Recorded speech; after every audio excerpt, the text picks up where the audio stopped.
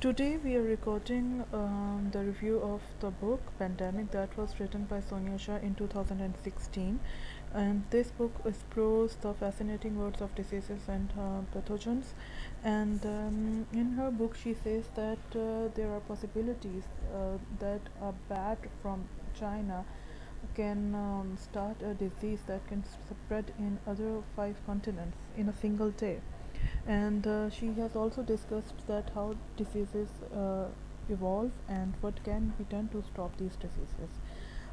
While discussing about the author, we should know that Sonia Shah is a journalist and her work has appeared in New York Times, Scientific American, Wall Street Journal, and she has also appeared for her TED Talks that was titled as Three Reasons We Still Haven't Gotten Rid of Malaria. And over a million people around the world have watched it, and she has written some other books that include Groot, The Story of Oil, and The Bounty Hunters. Okay, so in this book she says that humans are inhabiting each and every centimeter of this world, and from Antarctica to Indian forests, they are going everywhere.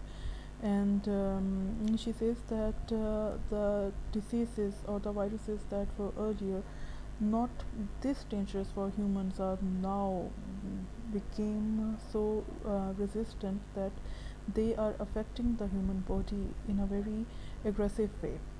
And she says that the continuous exposure to cholera bacteria and other types of bacteria to your immune bodies has make us their new hosts. And she says that in 2003 the severe acute respiratory syndrome known as SARC was an epidemic that was a bat virus, and that started in China.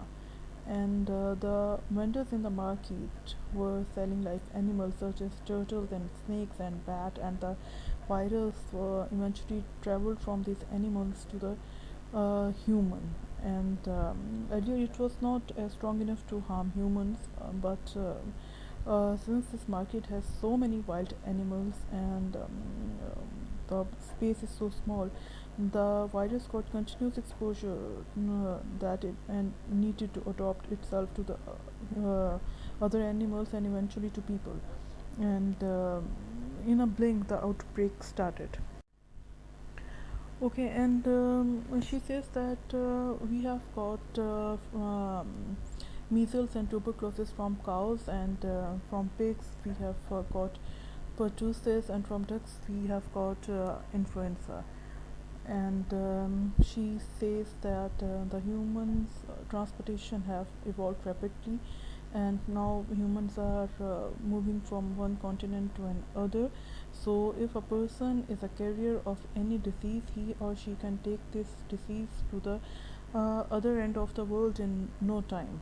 And this was not a situation a century ago. And as an evidence, she states that we can see that in 2003, the SARS outbreak, the initial victim was in Guangzhou, and within no time, this disease traveled to Hong Kong, and the people there were 12 people who checked into an hotel, and from in no time it spread to New York and the other parts of the world such as Vietnam, Canada, and United States.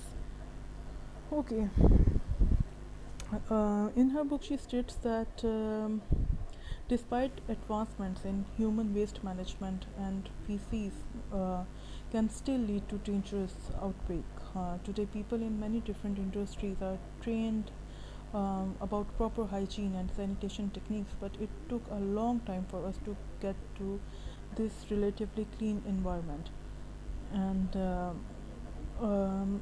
in many countries, even in New York, there are instances that the human waste can be found in alleys and sidewalks, and the rate of contact is so high that it is estimated that every person ingested around 2 teaspoons of it every day. And but Western countries are now much cleaner. Between 1959 and 2007, the size of US hog farms increased by 2000% and chicken farms grew by 30,000%. And you can imagine the amount of waste that was produced by these animals simultaneously. And this has resulted in manure pools where pathogens thrive, evolve, and contaminate the air, soil, and water on the farm. And the same happened in 2011 when thousands of germs ate contaminated fenugreek sprouts from Egypt and were afflicted with bloody diarrhea caused by a unique Shiga toxin producing strain of the common gut bacteria E. coli known as STEC.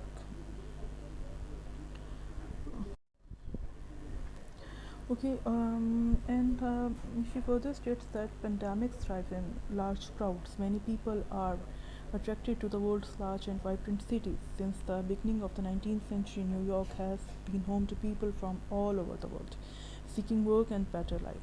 And so is the case in China now, as China is becoming the economic hub of Asia, but not only Asia, but of the world as well. Dramatic increase in the population meant people are forced to live in the terrible conditions, and there are in 2014 several major West African cities struggled to continue contain a disastrous Ebola outbreak, and it is no coincidence that all of these outbreaks affected crowded areas the worst. And many pathogens travel through social contact like shaking hand, so the more crowded a place is, the higher the rate of contact. Therefore, once a pathogen moves from a sparsely populated area to a crowded city, its transmission rates spike. And filth is just a symptom. The real problem is crowding. And